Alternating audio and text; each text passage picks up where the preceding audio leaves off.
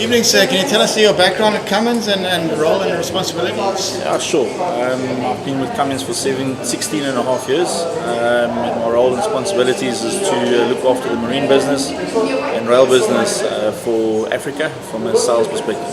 The state of marine industry over the last 5 years, in your opinion? It depends on which sector of the marine industry you're looking at. So if you're looking at the fishing industry specifically, then some of that has been, it's been a roller coaster ride.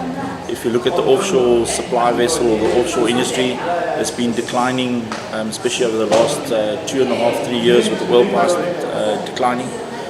But in general, I think the marine industry is in a fairly good position to be able to grow quite rapidly.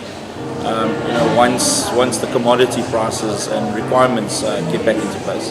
And the infrastructure developments obviously helped the harbour and port development? Yes, it has, especially in South Africa. I mean, the fact of the industry with what Portnet has been spending from an infrastructure point of view, from a capacity improvement point of view, from the fact of building new vessels. So that has definitely helped the industry. I think from an international point of view, there's some of the obviously international shipyards who's bought into South Africa, and that has also helped with the local skills development and improvement to be able to have those type of skills and vessels to be built for export. And the 95 key technical advancements? Okay, so the big thing for the 95 is the fact that it's a 16-cylinder that's able to do the 4,000 horsepower. So from a power to size ratio, it's the most compact engine that's available for that horsepower rating. The fact that it's a brand new product from Cummins, it's a newly designed product, which makes it fairly unique is the fact that all the components and everything that's been sourced for it has been built in-house from a technology point of view specifically, to be able to make sure that everything is understood and everything is designed. And it's not a product that's come out of age within Cummins for like over a short period of time. Cummins has probably been working on that specific product for probably the last 12 to 14 years already. From a very, very early stage of understanding what the market might need to where we are now, to be able to make sure that it's not just something, it's a new product we put into the market today, but it's a product that's been tested and tried from a perspective where it's been done in test cells, dry runs, in a different industry as well. In terms of bulletproof, or would you say this is one of the most bulletproof engines out there? Compared to other products, I think it's a bit early to understand exactly where do we sit. If I look at what the product has been doing, for instance, in our power generation market, where we've got the most amount of hours running in the industry for that engine, and we've clocked up the majority of the hours from a field test perspective, I would say yes, it is. And key applications for this engine in South Africa? So the key applications in South Africa specifically, we're obviously looking at from a power generation perspective. There's an opportunity for that. The power node and the power requirements or the power capability that it's got is there where we can play in that market in South Africa. The rail industry is something that we need to look at. The biggest disadvantage for the rail industry specifically is that the majority of the OEMs that manufacture those type of locomotives are basically in China, and they're based in China or based in the US. So I think that's the one thing that maybe holds it back. There's an opportunity from a repower perspective in South Africa to be able to redesign a locomotive to be able to accommodate it.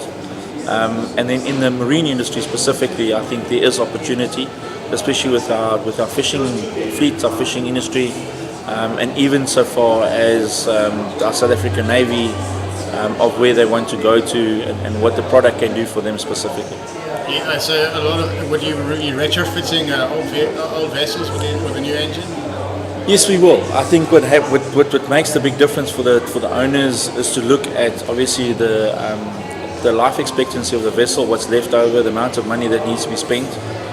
We know that the costing exercise between this specific QSK 95 product and a medium speed engine is there, that it can give you better technology, better fuel efficiency than what the medium speed engine can offer at the moment.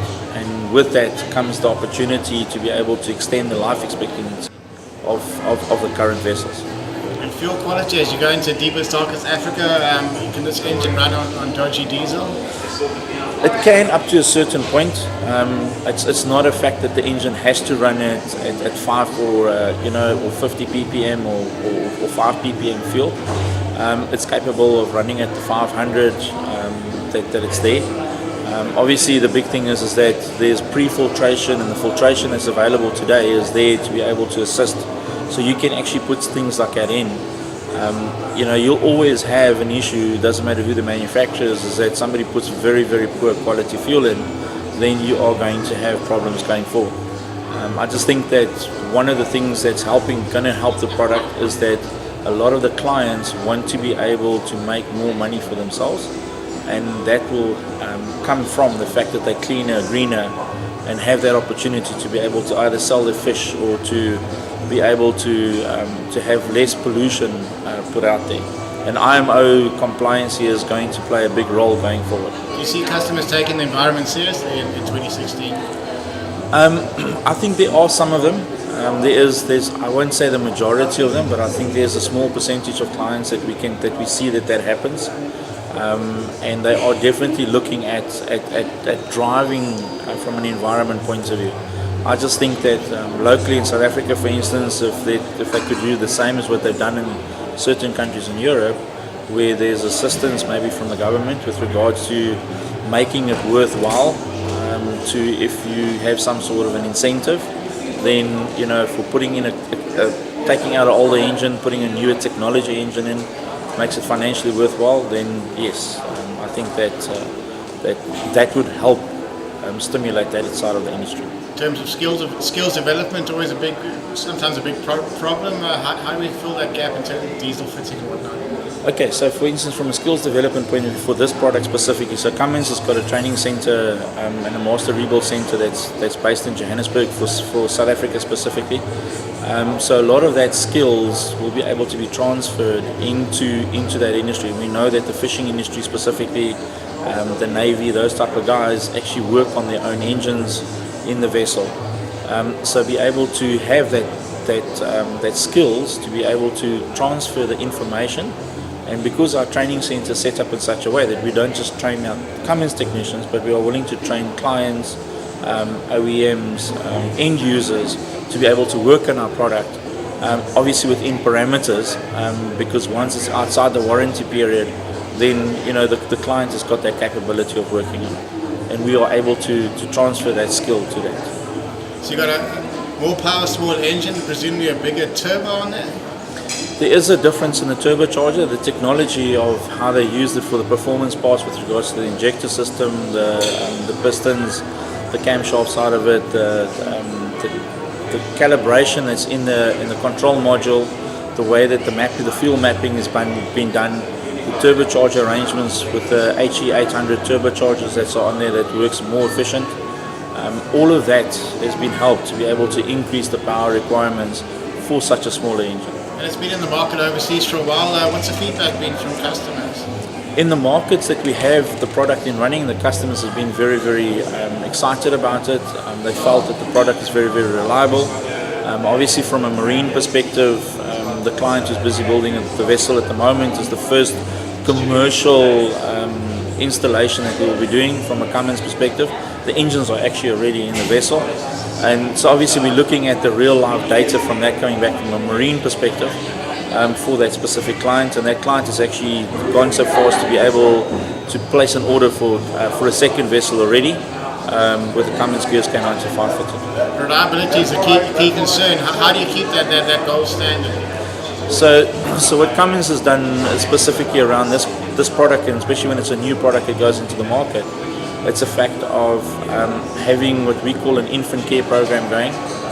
So because of all the amount of hours, the over 750,000 hours that's been calculated and then been ran in test cells before the engine has even gotten so far as to be put into the market, has helped us to iron out a lot of the issues that we could have had by having an engine with a small amount of hours on test bench, and then look at just rather trying to get to market and then have issues in the market itself.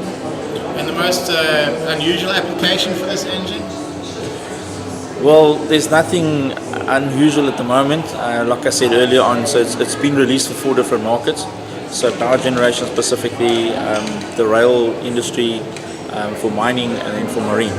So I think one of the challenges, well, probably a bigger challenge, will come from a mining perspective. They need to get a dump truck or an excavator, whatever they want to be, big enough to be able to accommodate the 4,000 horsepower. I think it would be interesting to see in the marine industry is that the targets that we've set ourselves to look at the different structures and different type of vessels that we want to play in, is that what else is going to come up from that? Who else wants to put something in to a unique vessel that's not actually part of that list or 8 or 9 targets that we've set ourselves?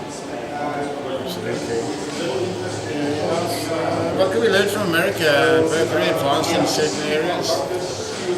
Look, I mean, the engine is, like I said, the engine is manufactured and will be built in the US. It's the only plant at Seymour where this product is going to be built. So we always look at the US and we say, well, why do we want to install something in Africa that's got such a high advancement that's been done from a technology point of view? But it boils back again, the fact is that technology has changed. We've got cars that run on electronic technology for 20 odd years already, 30 years already. It just looks differently when we start putting it into other type of engines that's predominantly being mechanical. So from that technology specifically, I think that we can learn from that and be able to use the technology and use the emissions compliancy or the emissions affordability that the engine can produce to be able to help us and to drive a cleaner, greener environment for ourselves by using that. Instead of saying, well, what, we are in Africa, or we're in South Africa, and so we can just be accepted to have something that's not as green as it is. I mean, as it is, a lot of our transport sectors in South Africa and our bus industry is going gas, right? And it's something that we've never even considered in the past, but yet there's already gas buses running in South Africa. And it's something that's just crept in without people realizing that they're getting on public transport that is actually gas powered. Do you have to change perceptions around gas at all? There's a lot that needs to be changed around it. There's a lot of infrastructure that needs to change around it. I think that for the general guy in the street, there's not much perception to be changed. I don't think that people even consider that, is it safer, is it not safer, is there more opportunity for something to happen? I just think that people just don't realize that we can actually run product in South Africa on gas. If fracking went through and it was successful and ticks the boxes, what would that mean for the industry? Well, I mean, we all know fracking is quite a contentious issue, right? I think for the industry, there will be obviously the biggest thing, I think, from a fracking point of view, or from a gas point of view, or a gas supply point of view, goes with regards to, what will that do for the fuel industry? So where's fuel going to go from a pricing structure to gas and a pricing structure?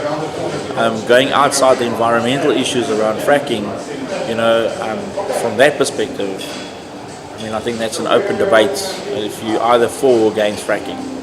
You have to get your crystal ball out. Is there new fuel and something out there in 34 years' time that we might use? I think gas is going to become more prominent. I don't think we're going to be like the US where everything is, run on gas lines and things like that. But I think that, you've got gas that runs off Mossel Bay that you are already pulling gas out of the ground. You've got gas in Mozambique. So I think that there is more and more opportunity for gas.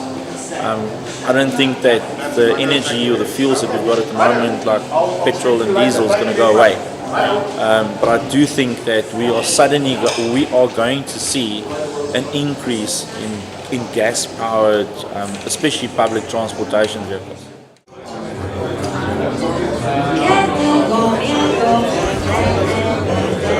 This is the old, and you gotta stand here and you can do a bit of magic with the engine. Come on. Don't touch the screen, sir. Just move your hand. Is it like a... Yeah. This is like Until there we go, it's moving. You see, it's engine's moving. See? Yeah, you mustn't touch. So it's not. It's like. Yeah. It's like that's gone. It's like Raymond Church. Yeah. This. Whoa, be saved.